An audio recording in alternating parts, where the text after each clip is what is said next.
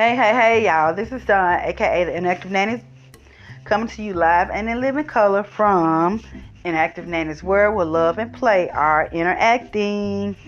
So I know it has been about 2.5 to 3 months since I last came on, and I do apologize, but I'm just gonna be real honest with y'all. Life has been lifing, and it has not been easy and or fun. But I mean, life is life. Life is life, and I've just get. I mean, it's been crazy, but nevertheless, I'm here, and I mean, it's the craziness is really not over. I still have some adjustments to make, but in the midst of it, I just have to sort of figure out and carve out whatever necessary time that I need, because I enjoy doing Interactive Nannies World, and I love communicating with y'all and reading to the littles and just sharing about different topics concerning the heartbeats and just different stuff. I love Interactive Nannies World, so I'm gonna just have to figure it out. But in the meantime, I'm here right now, so I'm gonna actually read 2 brand new books. And it has taken me so long to get these books, because every time I tried to get the books, something always came up. But I have these books, and I want to share my brand new books. Y'all know how excited I get about brand new books. So, and one of them I actually heard online, and I heard it read online, and it was like, as I'm listening to this story, I got excited, and I was like, I have to get this book for my library, for my personal library. I have to get this book to share with my heartbeats online as well as in person. And this is the first one that I'm going to share, is actually this book that I heard read online. And the title of the book is Trombone, Shorty. And the author is Trombone Shorty Andrews, and it is illustrated by Cal Honor winner Brian Collier. Trombone Shorty. Y'all are going to really love this book, because I fell in love with it when I heard it. Alright, here we go. Where you at? We have our own way of living down here in New Orleans, and our own way of talking too. And that's what we like to say when we want to tell a friend hello. So where you at? Lots of kids have nicknames, but I want to tell you the story of how I got mine. Just like when you listen to your favorite song, let's start at the beginning, because this is a story about music.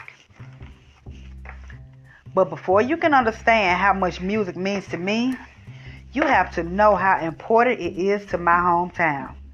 My greatest inspiration. I grew up in a neighborhood in New Orleans called Trombone. Any time of day or night, you could hear music floating in the air. And there was music in my house too. My brother James played the trumpet so loud you could hear him halfway across town. He was the leader of his own band, and my friends and I would pretend to be in the band too. Follow me, James would say. There was one time every year that's more exciting than any other.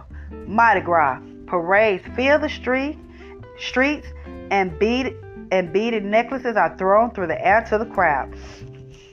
I love the brass bands with their own trumpets, trombones, saxophones, and the biggest brass instrument of them all, the tuba, which rested over the musician's head like an elephant's trunk. Where you at? The musicians would call.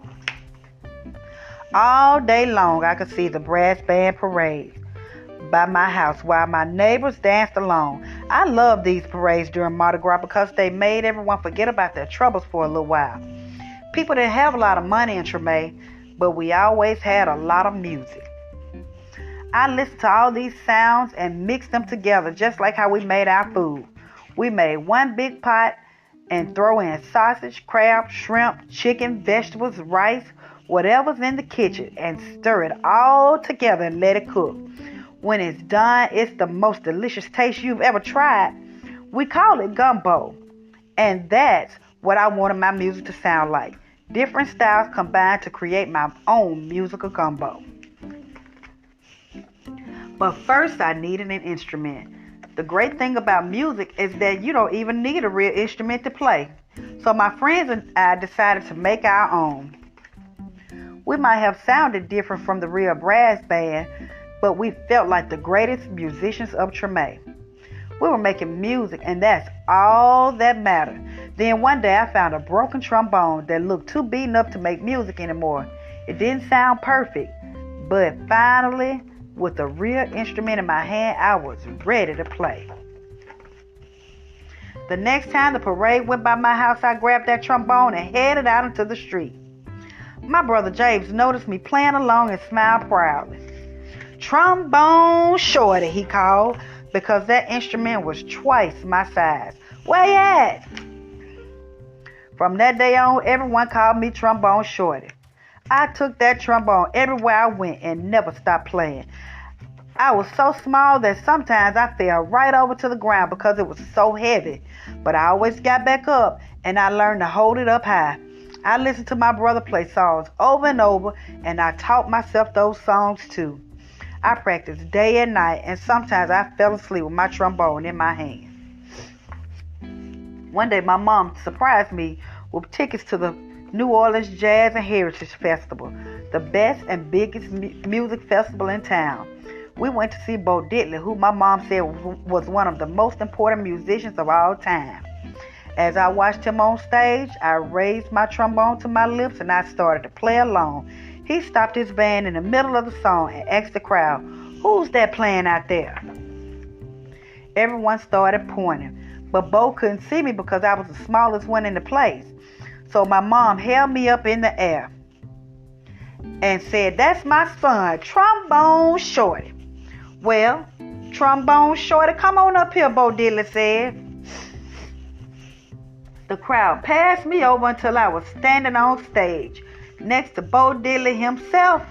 I walked right up to the microphone and held my trombone high up in the air, ready to blow. "What do you want to play?" Bo Diddley asked. "Follow me," I said. After I played with Bo Diddley, I knew I was ready to have my own band. I got my friends together and we called ourselves the 5 o'clock band because that was the time we went out to play each day after finishing our homework. We played all around New Orleans. I practiced and soon my brother James asked me to join his band.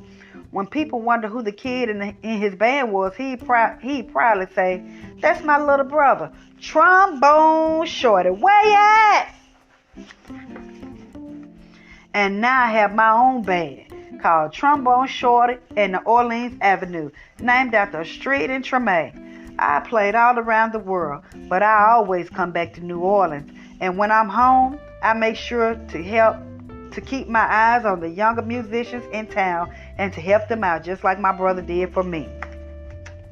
Today I play at the same New Orleans Jazz Festival where I once played with Bo Diddley. And when the performance ends, I lead a parade of musicians around just like I used to in the streets of Treme with my friends.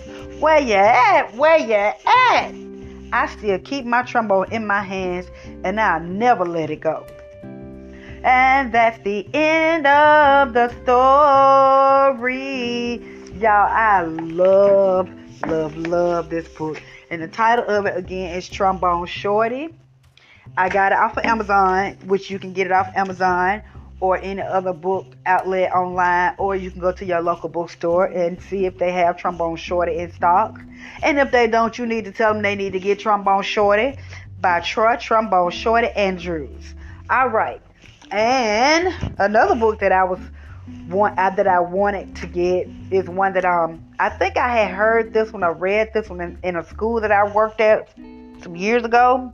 I want to say anyway, I fell in love with this one as well, y'all. So I got it because I wanted it for myself. And the title of this book is Last Stop on Market Street, and it's by Matt De La Pena, and the pictures are by Christian Robinson. So enjoy this one as well, just like I did. Last Stop on Market Street.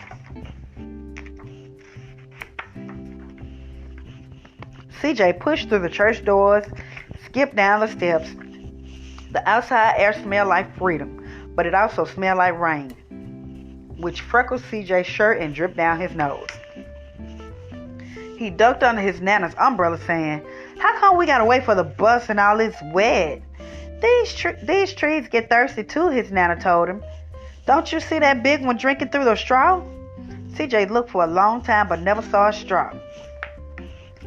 From the bus stop, he watched water pool over flower petals, watched rain patter against the windshield of a nearby car. His friend Kobe climbed in, gave CJ a wave, and drove off with his dad. "Nana, how come we don't have a car?" Hold on, y'all, a minute. There we go. "Nana, how come we don't have a car?" "Boy, what do we need a car for? We got a bus that breathes fire and old Mr. Dennis, who always has a trick for you."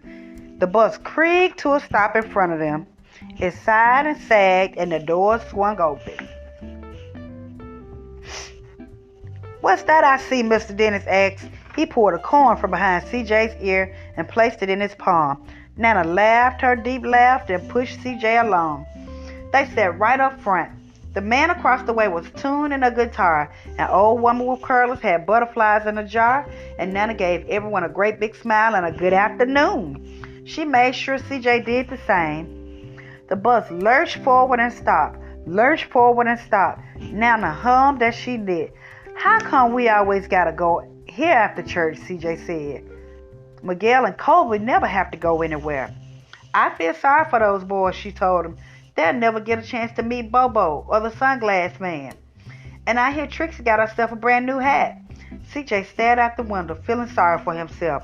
He watched cars zip by on either side, watched a group of boys curb on bikes.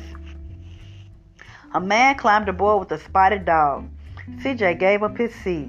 "How come that man can't see?" "Boy, what do you know about seeing?" Nana told him. "Some people watch the world with their ears." "That's a fact. Their noses too," the man said, sniffing at the air.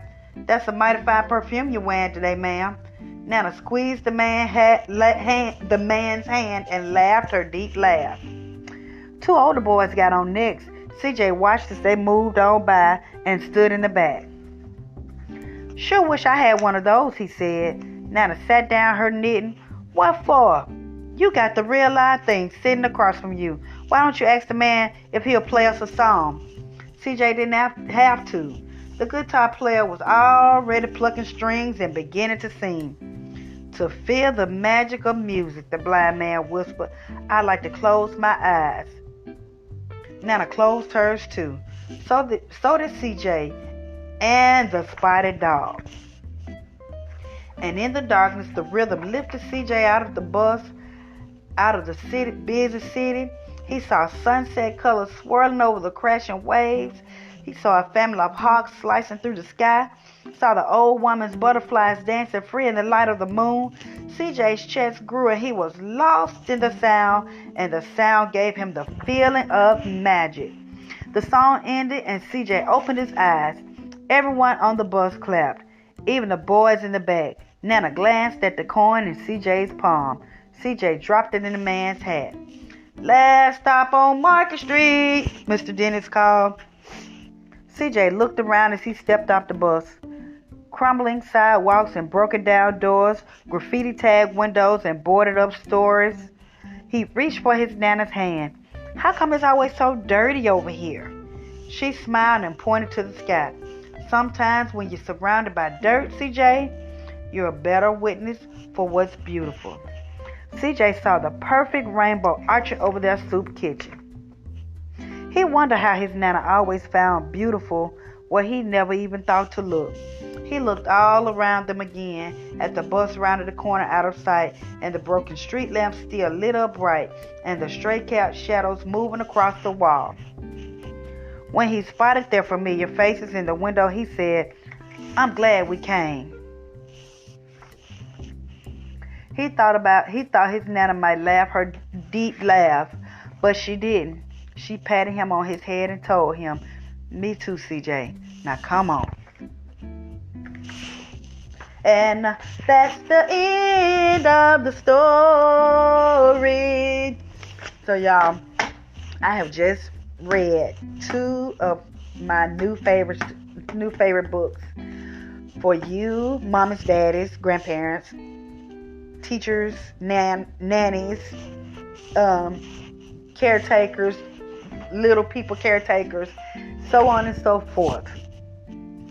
I hope that you take the time to share Inactive Nanny's World today, as in every day, with your littles, and just let them hear the love and excitement, and just hear the history that both of these stories have, because they both really do have history. Trombone Shorty is about the Trombone Shorty. He's still living today. About how he came up in New Orleans, and last stop on Market Street is about a little boy and his nana, his grandma. I'm thinking this probably is an area in New York somewhere. But share it, guys. Please share it. And if you're a teacher, share it in your classrooms. But anyway, it is coming up to Christmas. Christmas is actually Sunday. So I'm going to come on. I plan on coming on maybe Friday. If not Friday, probably Saturday evening, to share a Christmas story or two with you guys. But until then, this is Dawn, aka the Interactive Nanny, signing off from Interactive Nanny's World, where love and play are interactive. I hope you guys enjoy the rest of your day, and I'm so glad that I finally have had a chance to come back on and to share Interactive Nannies with you guys, and I will be back on soon. Until then, I'll get back with y'all later. Thanks, and bye-bye. Have a great day.